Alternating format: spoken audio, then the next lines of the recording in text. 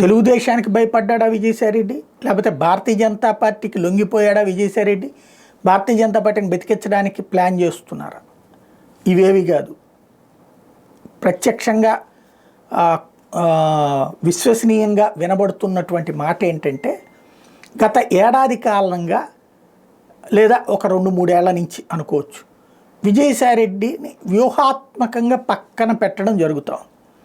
Vijayasai Reddy mass leader కాదు, అతను అన్నిట్లలో జోక్యం చేసుకుంటాడు, ప్లస్ తినేస్తున్నాడని ఓ పక్కనేమో తెలుగుదేశం మీడియా అంతా అటాక్ చేస్తూ ఉంటుంది, తెలుగుదేశం పార్టీ నాయకులంతా అటాక్ చేస్తుంటారు.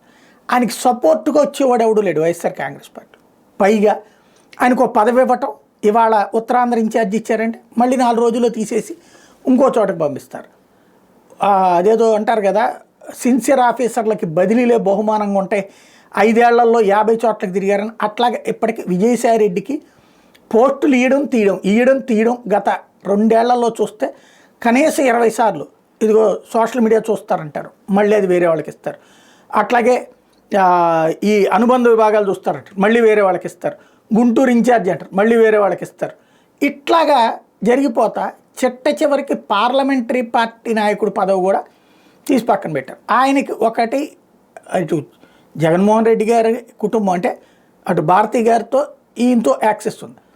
ఇప్పుడు వాళ్ళ దగ్గర ఉన్నటువంటి వాళ్ళు ఆయన గురించి నెగిటివ్గా చేసినటువంటి ప్రాపగాండాతో ఒక చులకన భావం ఏర్పడింది అన్నటువంటి విషయం విజయసాయిరెడ్డి మైండ్లో ఫిక్స్ అయిపోయింది.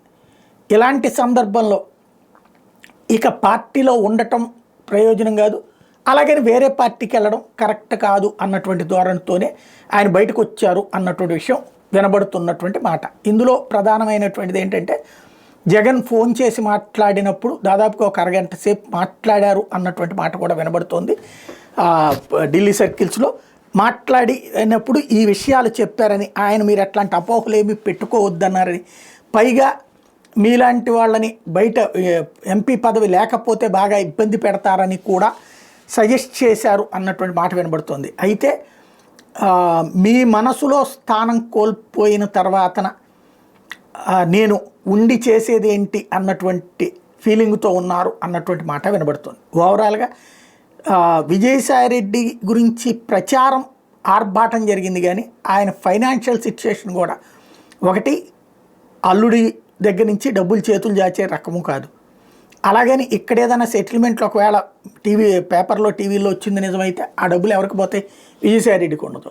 ఓవరాల్గా అయితే కనుక పేరు గొప్ప ఊరు దెబ్బలాగా ఆయన ఏదో 1,00,000 కోట్లు తినేశాడు అన్నటువంటి ప్రచారం జరిగింది, కానీ ఆయన ఆర్థిక స్థాయి అయితే ఈవెన్ మొన్న నెల్లూరు ప్రత్యక్షంగా ఎన్నికల్లో పోటీ చేయడం వల్ల అప్పుల పాలైనటువంటి పరిస్థితి అన్నది వినబడుతున్నటువంటి మాట. సరే, అంగీకరించకపోవచ్చు, నమ్మకపోవచ్చు, కానీ నాణ్యానికి ఒకవైపే చూసేవాళ్ళకి ఒకటే కనబడుతుంది, రెండో వైపు చూసేవాడికి రెండోది కనబడుతుంది.